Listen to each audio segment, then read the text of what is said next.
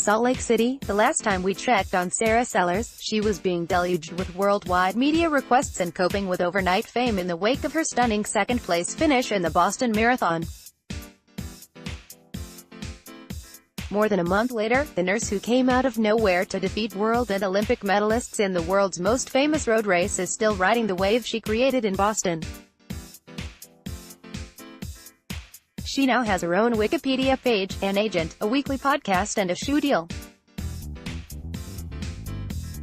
She has an invitation to ride the lead float in a Phoenix parade this fall. She has received calls from Oakley and Timex, among other companies, about endorsing their products. And the interviews continue.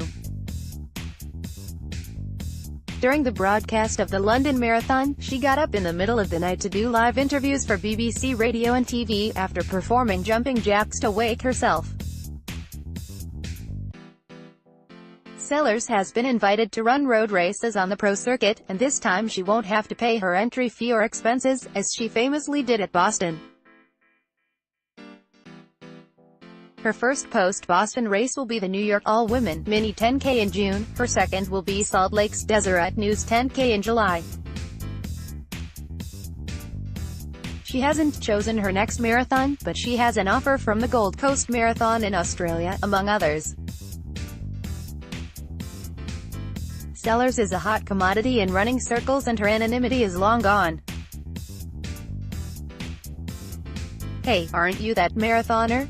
According to her agent, Bob Wood, Sellers had 6.9 million Google searches for her name the first 2 days after the Boston race. "It's been a life-changing thing," says Wood. "She's got so many people who want a piece of her, and she's been very accommodating."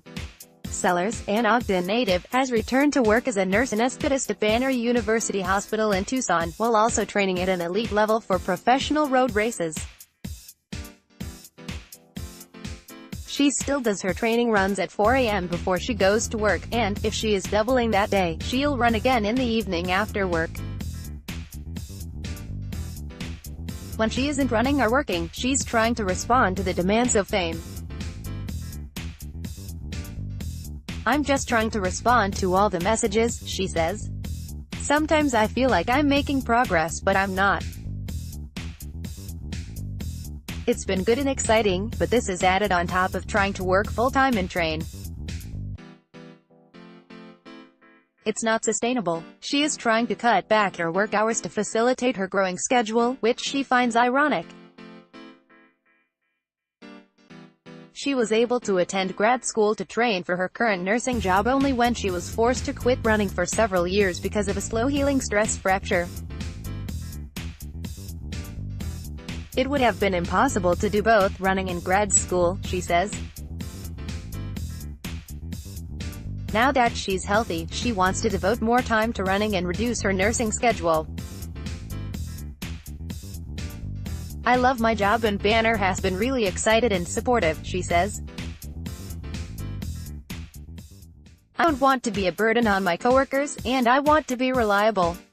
Sellers is the daughter of an orthopedic surgeon, Neil Collister, and the wife of an aspiring orthopedic surgeon. She met her husband Blake in an operating room. He was an orderly at the time. By then, Sellers, a 9-time Big Sky Conference champion at Weber State, was out of running. A slow-healing stress fracture during her senior year ended her collegiate career and derailed her post-collegiate career, as well. Before returning to the sport last fall, she had missed 5 years of competitive running because of the injury in grad school. "After I graduated from anesthetist school, Blake encouraged me to pursue the marathon, to take some time to get back into it," she says.